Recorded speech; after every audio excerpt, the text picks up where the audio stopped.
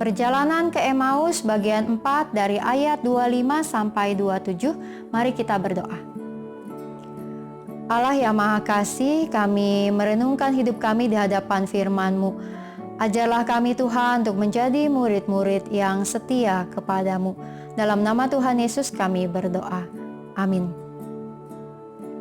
Dalam perjalanan ke Emmaus, kedua murid menjelaskan kepada Tuhan Yesus apa yang keduanya pahami terjadi di Yerusalem hari-hari belakangan ini.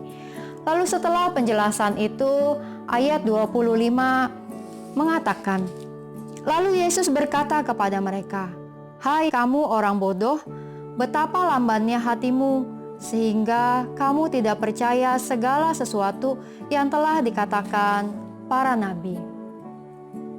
Menjadi murid Tuhan Yesus sekian lamanya tidak menjamin bahwa keduanya paham apa maksud Tuhan untuk mereka. Mereka masih bodoh, tidak paham mengerti apa maksud Sang Guru. Hatinya masih lamban untuk beriman dengan sempurna. Saudara-saudariku yang dikasihi Tuhan, terkadang hidup kita juga tidak jauh beda dengan keduanya, bukan? Dalam kehidupan kita masih bodoh dan lamban untuk mengerti apa maksud dan kehendak Tuhan bagi kita.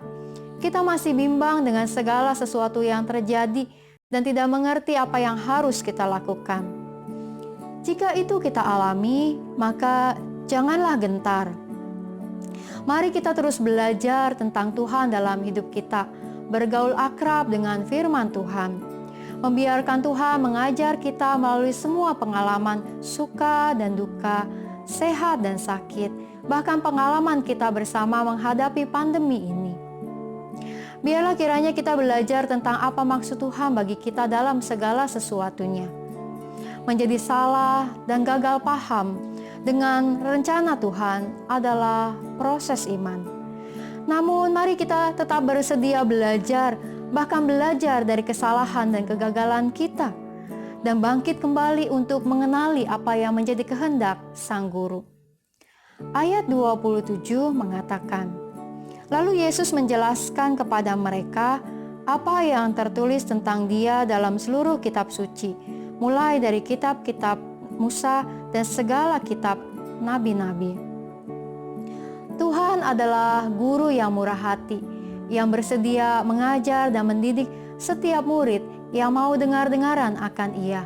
Maka biarlah setiap kita dapat juga mengerti dan memahami kehendak dan maksud Tuhan dalam semua hidup kita pada saat ini, ketika kita terus bersedia untuk belajar dari firman-Nya. Bapak Ibu Saudara-saudari yang kasih Tuhan, kini mari kita menaikkan doa-doa syafaat kita. Untuk doa yang pertama, maka secara khusus saya mengajak kita, mari kita berdoa untuk setiap guru dan staf pendidikan dalam tugas mereka. Mari kita berdoa juga untuk BPK Penabur dan Ukrida, juga untuk setiap guru-guru iman di dalam hidup kita. Lalu yang kedua, mari kita berdoa untuk setiap anak-anak yang sedang studi, baik di dalam maupun di luar negeri. Yang ketiga, kita berdoa untuk setiap keluarga dalam situasi yang ada. Yang keempat, kita berdoa untuk para petugas medis, aparat pemerintah, dan aparat keamanan dalam tugas dan tanggung jawab mereka. Yang kelima, kita doakan situasi PSBB di berbagai daerah dan kondisi masyarakat.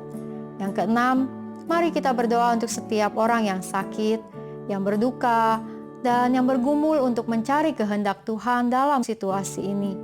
Yang ketujuh, mari kita berdoa untuk setiap kita dalam pergumulan kita masing-masing.